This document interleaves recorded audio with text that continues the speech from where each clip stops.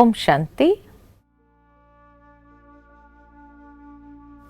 राजयोग meditation की श्रृंखला में आज हम देखेंगे कि मेडिटेशन के लिए कुछ आधार जरूर है। जिस तरह इंसान को याद करते हैं तो उसके भी कुछ आधार है। आज किसी भी व्यक्ति को हमें याद करना होता है तो ऐसे नहीं कि किसी को भी याद कर लेते हैं, नहीं, जरूर है कि जहां हमारा थोड़ा बहुत भी परिचय होगा उसी को याद करेंगे। तो पहला आधार है परिचय, दूसरा आधार है संबंध। जहां थोड़ा बहुत भी संबंध होगा तो संबंध के आधार पर याद करेंगे। तीसरा आधार है स्नेह। जहां हमारा स्नेह होता है उन स्नेहियों को याद करते हैं। और चौथा आधार है प्राप्ति। जहां से कुछ मिलने वाला है उसी को हम याद करते हैं। तो मनुष्य को याद करने के ये चार आधार हैं। और ये चार आधार पर चार प्रकार की यादें हैं। जैसे जहां परिचय होगा वहां याद कैसी होगी। मान लो कि हमारे घर में कोई फंक्शन है और हमें हर परिचित व्यक्ति को इनवाइट करना है, तो एक एक को याद करने की मेहनत करेंगे और लिस्ट तैयार करेंगे ताकि कोई छूट न जाए। तो जहां सिर्फ परिचय है वहां याद करना पड़ता है,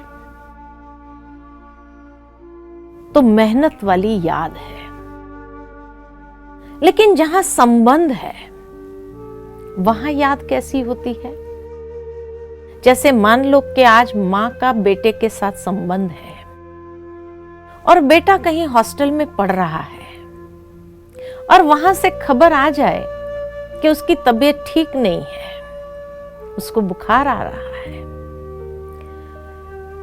तो मां को क्या होगा, बच्चे की याद सताएगी। और याद इतनी सताती है उसको कि रात भर उसको नींद नहीं आती है। हर एक चीज के लिए उसकी याद कनेक्ट हो जाएगी। क्या खा रहा होगा, क्या पी रहा होगा, क्या कौन ध्यान रख रहा होगा, है ना, अनेक विचार। आखिर उसको लगता है कि नहीं, मैं फोन करूं।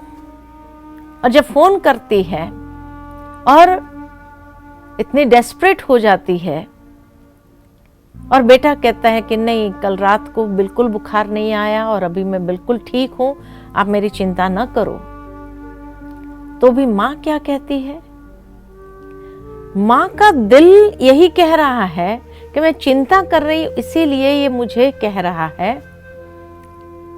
तब वो कहती है कि नहीं बेटा, आवाज अभी भी ठीक नहीं है तेरा। और आखिर उसको मन होता है मैं जाकर के एक बार उसको देख के आती हूं, मिल के आती हूं। और जब वो जाती है, देख के आती है, तब जाकर उसको मन शांत होता है, कंफर्म होता है कि नहीं अभी ठीक हो गया। तो जहां संबंध है वहां याद सताने वाली, और कभी कभी ये याद इतनी सताती है जो व्यक्ति को परेशान कर देती है। जहां परिचय है वहां करना पड़ता है, जहां संबंध है वहां सताती है। लेकिन जहां स्नेह है, प्यार है, वहां याद कैसी होती है। आज एक कन्या हो या कुमार हो, जब तक उनको पता नहीं है कि उनका भविष्य साथी कौन है, तब तक मन भटकता है, कौन होगा, क्या होगा, कैसा होगा, अनेक विचार आता है। लेकिन जिस दिन परिचय हो जाए, संबंध जुड़ जाए, उसके बाद उसको कहना नहीं पड़ता है कि अब आप अपने भविष्य साथी को प्रेम से याद करो। या वो ये नहीं कहती है मैं तो उसके विषय में कुछ जानती ही नहीं हूं, मैं कैसे उसको याद करूं। नहीं, एकांत के पलों में बैठे होगे और मन चला जाता है। पास में से कोई गुजर जाए और उसको पूछने में आए कि यहां से कोई गया, तो क्या कहते हैं? पता नहीं, हमने देखा नहीं। अरे आंखें खुली थी, यहीं बैठे थे, इतना बड़ा व्यक्ति चला गया, पता नहीं चला। तो क्या कहते हैं? मेरा ध्यान नहीं था। तो जहां स्नेह है वहां याद कैसी होती है? समाने वाली याद, खो जाने वाली याद, कि जिस याद में भी हम खो जाए, समा जाए, जिस याद में सुख मिलता हो। सताने वाली याद में परेशानी है, दुख है, लेकिन जहां स्नेह भरी याद है, जिस याद में खो जाते हैं, समा जाते हैं, उस याद में भी सुख मिल रहा है। बैठे हैं जब खो गए उस याद में, और कोई व्यक्ति आता है, कुछ पूछता है, सुनाई नहीं देता है। फिर वो जैसे ऐसे करता है, तब एकदम ध्यान टूटता है। अरे भाई कहाँ हो, कब से बुला रहा हूं, सुनाई नहीं दे रहा है क्या? और अंदर में वो व्यक्ति सोचता है कहाँ ये बीच में आ गया। इतनी सुखद घड़ियां महसूस हो रही थी। तो जहां स्नेह है, प्यार है, वहां याद भी सुखदाई होती है। जिस याद में से बाहर आना नहीं चाहता इंसान, और अगर उसको कोई जबरदस्ती लाता भी है तो उसको अच्छा नहीं लगता है। और जैसे ही वो व्यक्ति चला जाता है, फिर वो अपने उस याद में खो जाते हैं। और चौथा आधार जो कहा, प्राप्ति, जहां से कुछ प्राप्त होने वाला है वहां याद कैसी है? जैसे मान लो कि आज कोई बिजनेसमैन है और उसको पता चल जाए कि फलाने शहर से एक व्यक्ति आएगा और उसके साथ अगर बिजनेस कॉन्ट्रैक्ट हो जाए तो माला माल हो जाएंगे, परंतु उसका पहुंचने का कोई ठिकाना नहीं है। लेकिन वो होटल में ठहरने वाला है, लेकिन क्योंकि बाय रोड आ रहा है इसलिए रात को देर भी हो सकती है। तो ये व्यक्ति बार बार होटल में फोन लगाता रहेगा, वो आया कि नहीं आया, आया कि नहीं आया। आखिर उसको लगता है वहीं रिसेप्शन में जाके बैठ जाता हूं, ताकि जैसे ही आया पहली अपॉइंटमेंट मुझे ही मिले। और एक बार जब अपॉइंटमेंट मिल गई, सारी रात भी अगर उसको इंतजार करना पड़े तो प्राप्ति का पता है, माला माल हो जाएंगे, तो नींद भी नहीं आती है। ये नहीं कहेगा अरे छोड़ो क्या करना है, इसे तो सो जाओ। नहीं, वो वहां जाकर के बैठेगा, सारी रात भी बैठना पड़े तो बैठेगा, घड़ी घड़ी घड़ी की तरफ देखता रहेगा। लेकिन एक बार बिजनेस कॉन्ट्रैक्ट हो जाए, माला माल हो जाए, उसके बाद कभी उसको याद करेगा? मतलब ही नहीं है। तो जहां प्राप्ति है वहां याद भी कैसी है? मतलब भरी याद, स्वार्थ भरी याद। अब अगर थोड़ा सा अपने आप को देखे कि ईश्वर के साथ हमारी याद कौन से प्रकार की है? करना पड़ता है, सताती है, समाने वाली है, खो जाने वाली है, स्नेह भरी, या स्वार्थ भरी है? क्या कहेंगे? मतलब भरी याद। देखा गया है, होनी कौन सी चाहिए?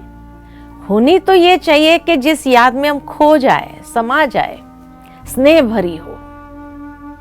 लेकिन है कौन सी? या तो पहले वाली करना पड़ता है, या तो लास्ट वाली मतलब भरी है, स्वार्थ भरी है,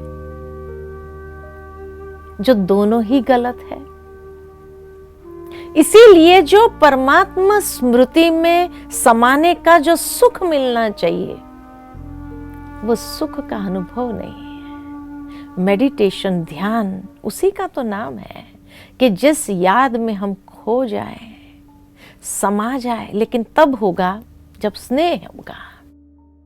और ईश्वर के साथ स्नेह तब हो सकता है जब संबंध होगा। बिना संबंध के तो स्नेह हो ही नहीं सकता है। और संबंध क्यों नहीं जुड़ा? क्योंकि परिचय ही नहीं है। वो कौन, मैं कौन, पता ही नहीं। न खुद का परिचय है, न उसका परिचय है। तो न खुद को जानते, न खुदा को जानते, तो संबंध कहां से जुड़ेगा? और इसीलिए संबंध नहीं तो स्नेह भी नहीं, और स्नेह नहीं तो जो प्राप्ति का अनुभव होना चाहिए अपने आप में, वो भी कहां है। और इसीलिए मतलब से जरूर याद करते हैं कि आज भगवान को भी कोई मतलब आया तो याद जरूर करेंगे। मतलब पूरा हुआ तो याद भी समाप्त हो गई। कोई बात ऐसी हो, कोई मन्नत हो जो हम अचीव करना चाहते हैं जीवन के अंदर, तो हम भगवान के साथ भी एक डील कर लेते हैं कि प्रभु, ये मनोकामना अगर मेरी पूरी हो जाए ना, तो मैं तेरे मंदिर चल के आऊंगा, या मैं इतने लड्डू चढ़ाऊंगा, या मैं इतने रुपए दान कर दूंगा। डील हो गई ना। ये काम का प्राइस इतना है, अगर आपने कर दिया तो मिल जाएगा, और नहीं किया भगवान ने तो नहीं मिलता है। भावार्थ ये कि जब हमने ईश्वर के साथ अगर एक बिजनेस रिलेशनशिप जोड़ा होगा, तो फिर हिसाब भी तो वैसा ही देना पड़ेगा, पाई पाई का। और अगर वो हिसाब देने में कोई कमी हो जाए तो जरूर है कि, तो इसीलिए गलती से भी भगवान के साथ ऐसी रिलेशनशिप ना जोड़ो कि जहां पर स्वार्थ हो, मतलब हो। नहीं, स्नेह भरा रिलेशनशिप जरूर जोड़ो, संबंध जोड़ो। इसीलिए हमने अपने पिछले एपिसोडों में अनेक संबंध देखे थे कि जो मनुष्य गाते हैं, त्वमेव माताश्च पिता त्वमेव, त्वमेव बंधुश्च सखा त्वमेव, त्वमेव विद्या द्रविणम त्वमेव, त्वमेव सर्वम मम देव देव। कि सर्व संबंध ईश्वर के साथ हम जोड़ सकते हैं। और जब ये सर्व संबंधों को जोड़ेंगे तभी तो स्नेह जागृत होगा। बिना संबंध के स्नेह जागृत नहीं हो सकता है। जैसे कहा, एक कन्या का जब संबंध हुआ, उसको पता चला यही मेरा भविष्य साथी है, तो स्नेह अपने आप जागता है। बच्चे हुए कि वो स्नेह, मातृत्व अपने आप जागृत होने लगता है। तो इसी तरह ईश्वर के साथ का भी वो स्नेह भरा संबंध हो, अपनेपन का संबंध हो, तो जरूर है कि बहुत सुंदर तरीके से हम उस ध्यान में अपने मन को एकाग्र कर सकते हैं। चलिए थोड़ी देर के लिए हम उस संबंध के आधार पर स्नेह से परमात्मा को याद करते हैं। तो कुछ क्षण के लिए देह से न्यारे स्वयं को प्रकाश पुंज, ज्योति पुंज के रूप में महसूस करती हूं। मैं आत्मा भ्रुकुटी की मध्य में एक चमकता हुआ दिव्य सितारा हूं। धीरे धीरे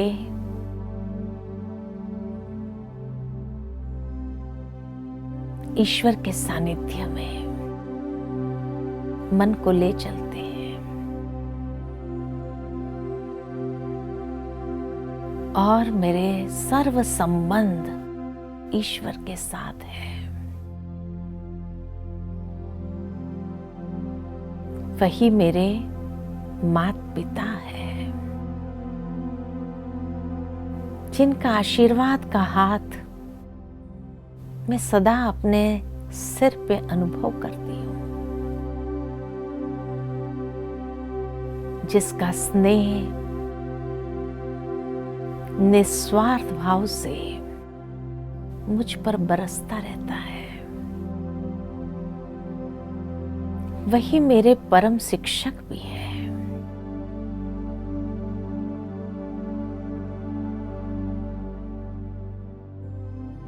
जीवन की अनमोल शिक्षाएं परमात्मा मुझे अनेक परिस्थितियां और उलझे हुए समस्याओं को सुलझाने में पढ़ाते हैं। वही मेरे परम सद्गुरु है, जिनके वरदानों से मैं पल रही हूं। वही मेरे बंधु सखा भी है, प्रियतम भी है, जिनके स्नेह में, प्यार में मैं समा जाती हूँ, खो जाती हूँ।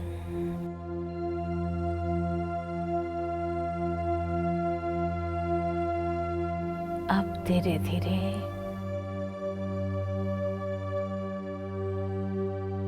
उस परमात्म सुख का अनुभव करते हुए मैं पुनः प्रकृति के मध्य में स्वयं को महसूस करती हूँ। ओम शांति।